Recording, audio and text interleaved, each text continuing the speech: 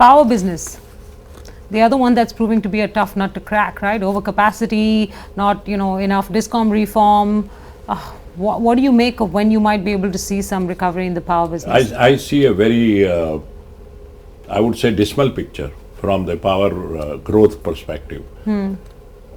Because nearly 50,000 megawatt were ordered out in China 8, 9, 10 years ago with a Chinese credit and so on and so forth. 25, 30,000 megawatt of that has been completed, as also some of the other domestic projects have been completed. Some non-conventional energy have come in, with the result that nearly 50,000 to 60,000 megawatt got added in last 4-5 years. In China? Here. And Chinese, another 15 to 20,000 megawatt are half done, not yet completed. They will be completed over next 2 to 3 years. At the same time, new projects in the private sector have completely come down to zero. In India or China? India. I'm talking sorry, you were India. talking about China as well, so I got confused a little bit. I said as far in as India. And therefore, no private sector is really going ahead with new power plant. The power has become surplus in many places. Yes. And that is because paying condition of lots of people, majority of the people just don't exist. Yes. And therefore it is surplus. Second, the industrial growth, which should have been much faster than this, has been somewhat moderate. With the result, the power consumption have not gone up there. You take, for example, our Nabha power project in Punjab, right? We have 2 into 700 megawatt. Invariably one runs and one we get a fixed charge. That arrival of 2 700 megawatt suddenly from a deficit state has become surplus. At the same time, there are 2 other developers, their condition is even worse. They are not even being lifted 700 megawatt. To my mind, next 3 years, even if you don't put a single megawatt, right, the country is not going to suffer due to power. Okay. So we have to take steps now beyond 3 years. And beyond 3 years ke liye 25,000, 20,000 megawatt are work in progress. Including some of the Indian project which has been ordered around 15,000 megawatt and 15 to 20,000 megawatt of old Chinese plant are yet not commissioned. So altogether, you are nearly done from the order which are placed for nearly 5 years. Capacity of BHEL, Larsen Toubro, Doosan and Alstom put together is 22,000 megawatt. And number of power plant which are being ordered in terms of coal plant is hardly 5 to 6,000 megawatt. So capacity utilization is 20 to 25%. Net result that the competition is so severe that people are virtually taking jobs without recovering depreciation, interest, fixed charge, only variable costs, and sometimes not even that. So the power business is not going to improve for the next 5 years at least? I don't see it happening, and we will have to export in the meantime. Boiler shop of mine is busy for 2.5 years, but largely for export to Indonesia and other places. Turbine, we are still not, of course, it's a high-speed turbine up to 1,000 megawatt. We still have to gain the confidence to be able to export more.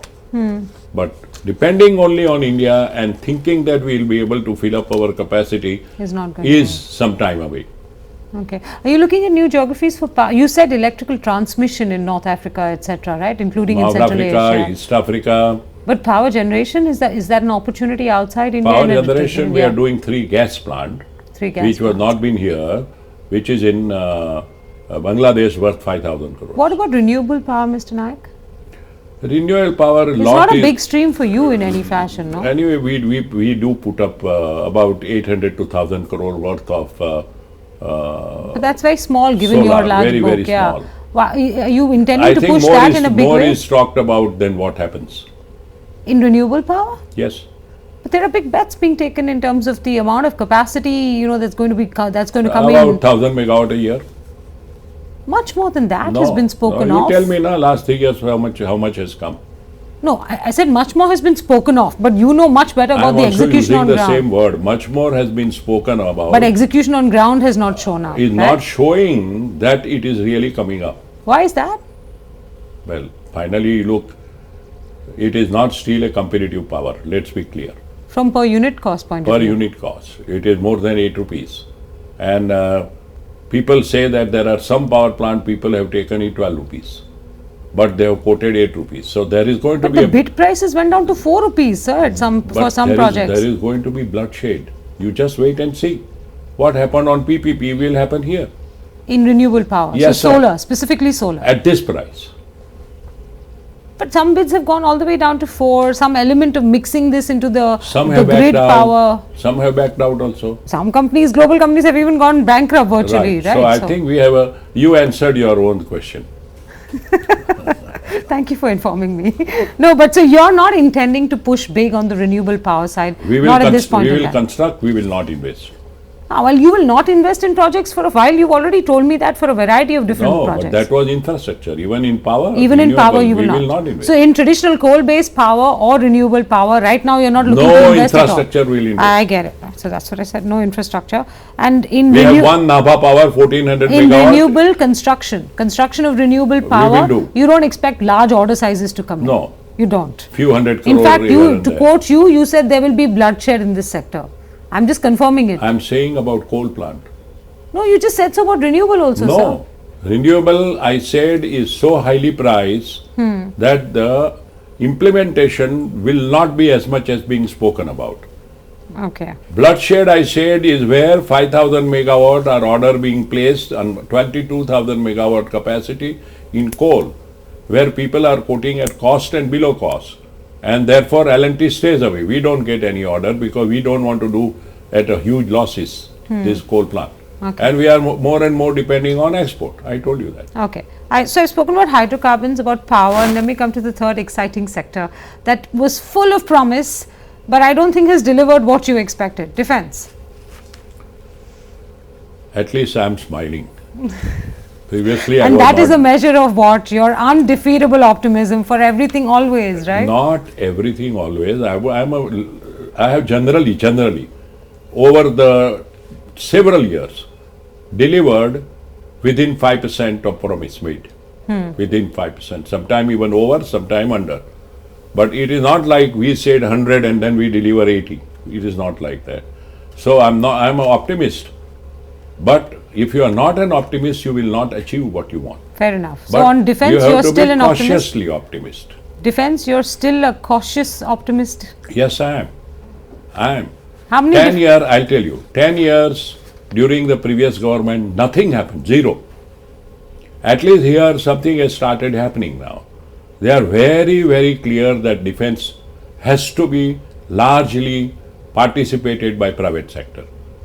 They have already now declaring the policy within this month or next month, the strategic participation in defense by private sector policy. We know that major companies who have built already the facilities will be okay. And we have built 7 facilities, 7 ahead of time. We are losing money. Yeah, I know. But now when the orders are starting to come, one we are expecting next month of 4,600 crore of the Bofort type guns, field guns, right? Which you'll manufacture on your own or in Of partnership? course we will manufacture. Of course there is a collaboration with a Korean company, but it will be made in India. But More that's than one. 50%. Can you talk me through your defense order book for this year? You're cautiously optimistic, so I want to see if the numbers bear you out on This whether year will be about 7 to 8,000 crores, already booked or yet to come. including this 4,600, which will come before. Is end that March. what you had? Is that as per your expectations? We have exceeded slightly our expectation. That means what we No, budgeted. you were hoping that more defense projects would be put out to But bid, we didn't right? put it in budget. We are realist.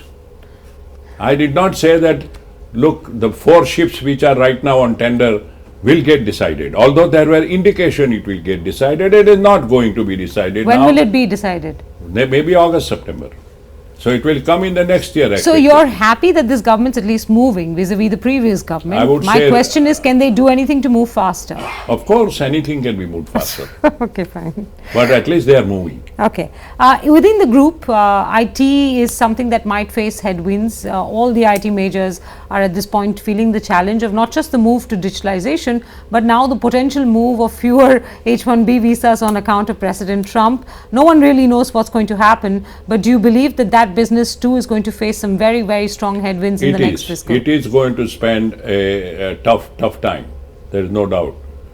Everyone will have to become smarter and faster and agile and be in line with the newest technological input that is required to build this industry at a faster level in future technology. Can you quantify what you think the impact could likely be? You mean, have you done any modeling on what, like, for instance, if I costs haven't go done up any, because of fewer H-1B visas available, if costs go up, etc., or more expensive visas, No, we what have, it will mean, localization? Our people may have done it, I haven't done it. Okay. For a reason that it is relatively smaller business in whole of L&T Group. No, fair enough. So in an interview in 2015, you told me that the 21 company structure will become a 14 company structure. It's progressing. Where have we reached on that, sir? I would say 20. From 21 you've gone to 20? 20. Because the market has been so bad world over that there have been no takers. It will take 3 years to bring it down to 14. 3 more years? Yes. But you will no longer be at the helm of this group at that point My in time. follower will do that. But will he stay the course? Is that clear that you intend to reduce from 21 to 14 irrespective of who's leading this business It is a group? consensus which is taken by the whole board and the entire management. So what all is left yet for you to divest? Or to go from 21 to 14? IDPL is left, power development is left, the small businesses, there are 9 of them which are left. They are individual companies, the valve company and machinery companies and so on, and they are left. Then So you intend to sell these, right? we intend to sell or close. Sell Now or we close. decided that if we can't sell because the market is bad, close, so that our diversion is not there. Okay. So how many of these could you likely close at this point in time? We have chosen 9 at least. 9 businesses that you may end up closing. Selling, rarely closing. 9 businesses that you will end up either selling or closing. Right. You can say 80%. Of those 9, how many do you intend to close? Huh? Of those 9, how many do you intend to close at this Maybe point? 1 or 2. Only 1 or 2? Yeah. The remaining 7 or 8 you intend to sell? Yeah, maybe we'll sell at lower price. And so you said that you will sell them over the period of next 3 years is your realistic But point I have of view. said, I am also telling you that before September we'll close 3 before. Which 3 will you close? Close when you I mean you can't close tell the you. I deal. know you asked me earlier also. You mean close the deal on 3? When Close you say the deal. close We the will deal sell on 3. 3. You will sell 3. 3. But you can't tell us which 3 these I are. can't because there is an employee sensitivity involved. Can you describe the businesses to us? No. You can't blame me for trying. Of course you can keep trying. You don't blame me for not Okay, telling. what do you hope to be able to say? Obviously, the you know, sort of the sale proceeds will factor into your FY18 numbers. I told you they are small units, so it is not going to make a big impact from the profitability perspective. No, you hadn't told me, but now you told me that they are small units. Yeah, they are. So the I told you. IDPL definitely is not getting sold in the next. It will get restructured to a point where our loss, which is 600 to 700 crore a year, may come down to 100 crore a year. How long will the restructuring take? Latest June. By June this year, Yeah. which is June 2017. Right. So then it will go on the block thereafter. Not You on the will- block. It will have restructured to a point where our own So involvement you don't would intend go to down. sell IDPL? We don't intend to sell IDPL. We need to see that our partner takes more equity and we comes down in our equity. And when do you think that will happen? June. So in June you will have restructured the losses and reduced the amount of losses. Yeah. And By you will about have, 500 crore a year. and you will also be in a position to reduce your equity participation in that business. Because the equity participation is less, the percentage of loss comes less, and therefore the 500 crore is saved. Okay. Okay. You intend to retire in October, Mr. Naik? That's what everybody says, and I'm saying also. Are you sure you want to leave? Of course. I'm not saying of You- course out you of will be- disgust. I'm saying of course because everybody's time comes to an end. My I know, time has come now. But I'm sure you would have preferred leaving the business that you've nurtured so carefully over the last so many decades in a much better position from a macro point of view. According you to feel me, nervous it is about much, leaving the- much better than it was. from a 2-3 macro years. point of view. I also have trained, not only nurtured the business, but trained a very competent successor. In Mr. Subramaniam, yes, Right. of course. So he is going to do it. And if he feels that there is some change of heart and change of mind, that's his prerogative. So you are sure that you're going to make a 100% clean exit in October? I always say that everybody's time comes to an end. And yours is coming to an end in October. Right. So who will be the chairman of the board then, Ms. Naik? Because right now you're the executive chairman. That. It is up to the board to decide. So would you consider staying on as non-executive chairman? At the moment, I'm telling you, I have no intention to really get involved in L&T anymore. At the moment? But you could be persuaded otherwise between now and October. I think you try to put words in my mouth. I'm asking questions, not putting words in your mouth. You are a smart lady, I know, and you put words in my mouth, and I'm not going to fall for that. Are you likely to be persuaded to stay on as non-executive chairman? If you persuade, I may think. I'm not on your board, unfortunately, sir. No, but I'm honestly asking you a serious question. No. Do you envisage the possibility like that on anvil, so why talk about it? No, it's not about being on the anvil. It is just of some degree, I suppose, of continuity, the answer is some no. attachment. The answer is no. So if the board were to ask you to stay on as non-executive, is that something you might consider? No, I said no.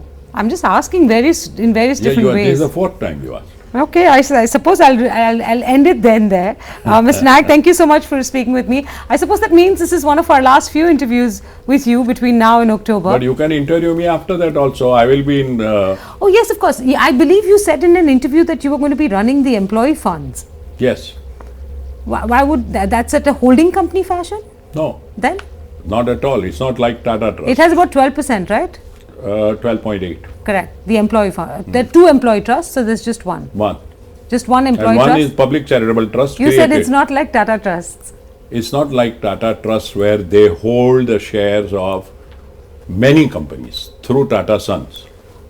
So this is just... We don't have Tata Sons. My holding company is Larsen Toubro. Correct. Not Tata Sons. Right. So you will move to being chairman of that employee trust? You may move to being chairman. Because the company is not involved. It's employees' representation. Is there, your L&T stock is lying with the government and it is part of what is called They sold 3%. Yeah, but they've only sold 3%. Are you fearful that they might end up selling more? And at any point in time, you've battled virtually two hostile takeovers from at two of the one for sure. Two, no? Reliance you battled and Reliance, then somewhere I was not also. actively involved, but... Okay, L&T has battled two hostile takeovers. Yeah. Let me put it that way, right? Do you feel that your distributed shareholding and the fact that a large chunk continues to be with the government, which they are under considerable pressure to divest because nobody understands why the government is holding on to this stock or ITC stock or otherwise? ITC, I don't know. I'm talking about yours. Injurious to health.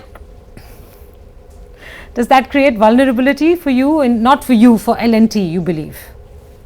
That you have such distributed shareholding and there's a large chunk with the government? Well, the company will have to perform better and make it so expensive in the market cap that nobody is interested in buying. It is too expensive to buy.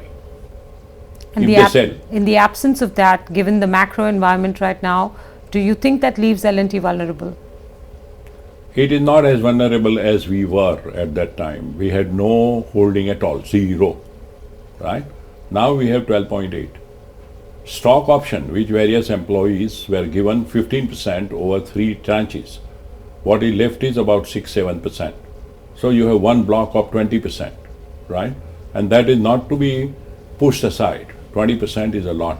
So which is why my next question was that do you think that if you were to be chairman of the employee trust, that you would play a critical role in being able to defend the company if it were to face a hostile takeover of any sort? My entire life has been L&T. 52 years, 105 years in real life. 52 years I have spent on L&T, so it's like for me a temple, it's for me a life and will remain so till end of my life. So you can be rest assured that if L&T is in trouble, I am also in trouble. So as the chairman of the employee fund, your trust fund, you hope to be able to defend L&T if the day ever came? Everybody should try, and we can try, and we possibly will have a better chance to try than before. All right, Mr. Naik, we'll leave it there. Thank you very, very much for your time. Thank you. And hope to see you before October once more. Yes, sure. Thank you very much for speaking with But you Bloomberg can see Quint. me after that even perhaps with more relaxed mind. Absolutely, sir. Thank you so much for your time.